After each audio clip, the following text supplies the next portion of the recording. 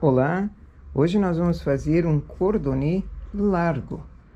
Eu sempre tenho mostrado começando com 3 agulhas, depois aumentando para 5 agulhas.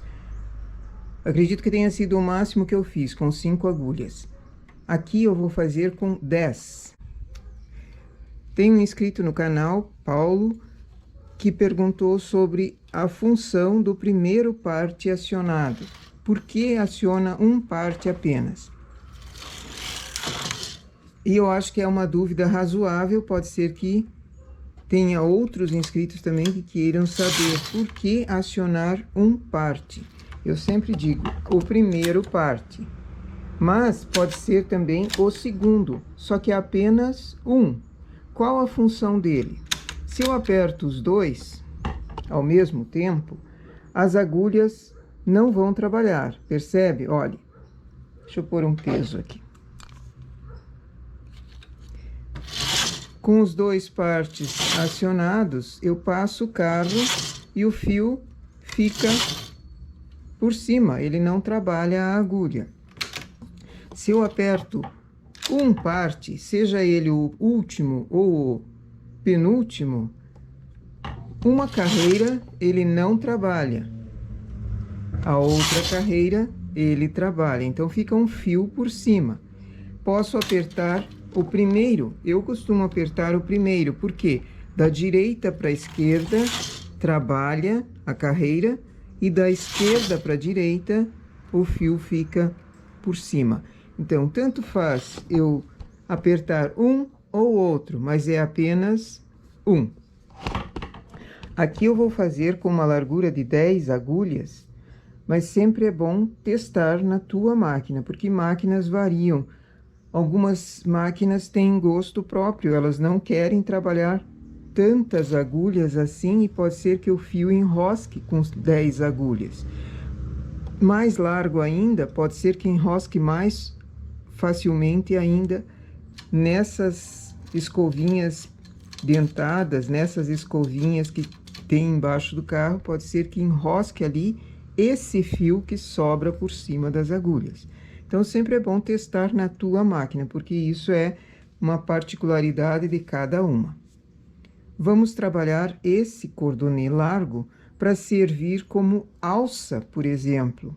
Alça de um bustier, alça de uma blusinha, pode ser feito assim de uma forma bem rápida. Como é um trabalho repetitivo, só passar e passar, eu costumo desacionar, eu costumo levantar essa alavanca que conta carreiras, porque esse barulhinho de contar carreiras para mim aqui irrita. Então eu prefiro que ele fique erguido. Assim é um barulho a menos, um estresse a menos no nosso trabalho.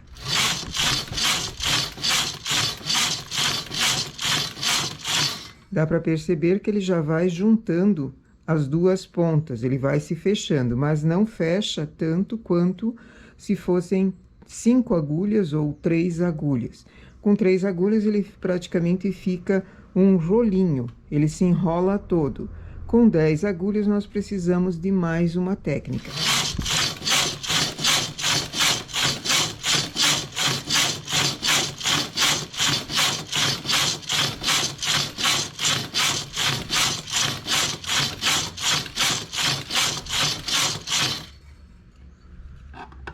Suponhamos que eu tenha feito uma quantia bem grande e tirado da máquina. Deixá-lo assim para uma alça, eu acho grosseiro, o trabalho fica grosseiro.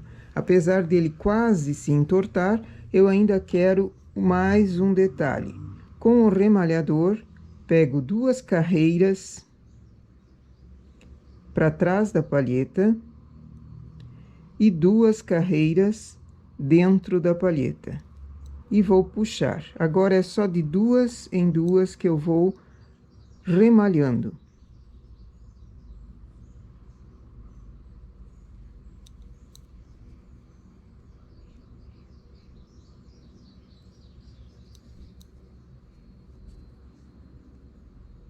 Posso fazer isso na máquina, enquanto eu ainda tenho os pontos na máquina, ou posso tirá-lo da máquina.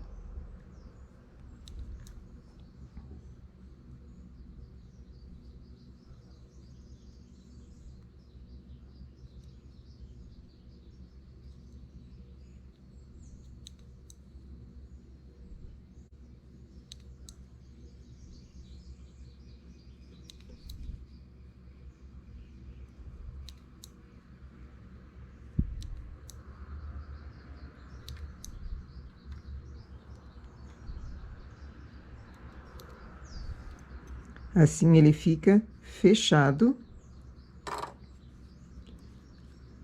O trabalho fica fechado, essa ponta é costurada como alça, é costurada na peça e ela fica firme, fica um cadarço, um cordonê duplo e bem firme.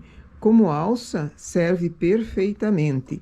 Esse acabamento por dentro encobre qualquer fiapo que possa prejudicar, que possa enroscar em brinco, anel, dedo, enfim, fica um acabamento mais limpo. Eu coloquei de 2 em 2 carreiras para ele ser rápido, mas também poderia ser de 1 em 1 carreira. Ele fica uma saliênciazinha e dá um detalhe. Se a pessoa quer usar essa saliência para fora, para formar um desenho na alça, também ficaria bem gracioso. Também dá para aplicar, em caso de ser uma peça especial, pérolas nessa saliência aqui para o lado de fora. Daí ele fica perfeito do lado de dentro e do lado de fora enfeitado também. Ok? Essa é uma dica. Vai testando na sua máquina a quantia de pontos que você possa fazer na tua uma alça um pouco mais larga do que essa ou um pouco mais estreita. Vai fazendo o teste. A minha não gosta de muitas agulhas, por isso que eu fiz com 10 apenas. Essa então é a nossa dica para hoje. Ok? Bom trabalho!